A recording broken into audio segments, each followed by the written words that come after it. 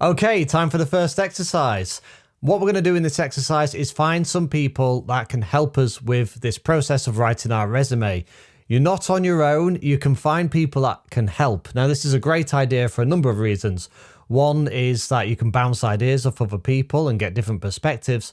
But two, it might make it more interesting, more fun for you to work with other people on this. It's not just a solo thing where you have to sit down and really rack your brains on what work you did in the past and how to sell yourself.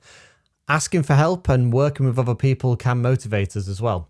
Now, I've put this as the first exercise because you want to get these people in place early. Why not start getting help with this right at the start rather than waiting until later on in the process? So what we've got here is a table: who, why, and when. And in the first column for who, we're going to think, who can I ask to help me with this resume? Who might be willing to help? Who might be a good person to help? So what we're going to do is we're going to try and think of who to ask and put their name in the who column. Now, just a tip here, what you might want to do is make sure you put their full name. So do this quite formally and put down any contact details for them as well, because you might want to refer back to this if you're asking for a testimonial or a reference or something like that. So do make sure that you take down their details so you can contact them later. In the second column, what you're going to do is you're going to have a look at why you might want to ask this person to help you. So, in the first column, just put down as many people or ideas that you can, and then you can always whittle them down to the ones that you actually want to approach from using the why column. Why do you want to actually use them? What benefit can they bring? Why are they a good idea to ask? And just to give you an idea here, it might be somebody that you've known for a long time, because they'll know a bit about your work history. They might remember things that you've forgotten. You might want to ask a previous co-worker or manager. They might have a bit more, they'll have knowledge about the specific work that you did, and they might be able to remember some stuff that you don't remember. So they could be quite useful to contact to jog your memory about the work that you've done in previous roles. Also, they know the area that you've been working in as well. So if you're on the same career path, for example, then they'll be able to help in that regard. You might want to ask a careers advisor or a professional mentor as well. Or if you're a student, a fellow student, or somebody like a family member or anybody close to you that knows about your ambitions. Or you might want to go to anybody in your university or college that helps with recruitment advice. So those are just some ideas. You've probably got some idea about who you want to approach and ask for help with this resume. So do write them down in the who column and then have a think about why. So as an example, you might put for who a previous colleague from your last job. Previous colleague, maybe his name is Martin.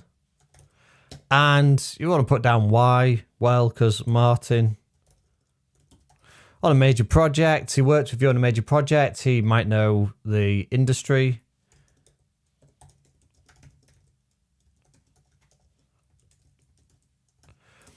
He's got some qualifications that you don't have, or he has qualifications that you do have. Anything like that's relevant to the task, basically. That's why you might want to ask Martin to help you. So that's an example for Martin. You might want to put down a previous boss, my old boss, and that could be somebody called Jennifer. And you might want to say, why was that? Well, for the same reasons as Martin, but also you might want to say that she can provide a testimonial. So that's basically what you're going to do to find out all of the people that can support you with writing this resume. The next thing you want to do is look at the third column, which is about when. So when are you going to seek their help and assistance? So different people you might want to approach at different times, you see. For example, a careers advisor or a really close friend, you might ask them early on if they could help you with your resume and give you any advice.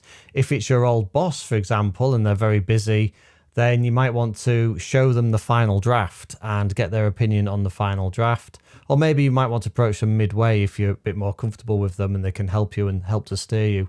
So, you know, if it's a family member, then maybe repeatedly. So what you want to do is just note that down in that column there as well. So for Martin, it might be midway because he's an ex-colleague, and for your old boss, well, maybe the final draft. Obviously don't have to stick to just 2. I'm just putting examples in here, but this is what you want to fill out. Okay, so that's it for the first exercise. Find out who can help you with this resume writing. Make it a team, make it more interesting, bounce ideas off people, jog your memory with people. Take these people out for a coffee, have a sit down, re-jog your memory about the times that you worked in a certain project and the tasks that you did and the problems that you had and the solutions that you had.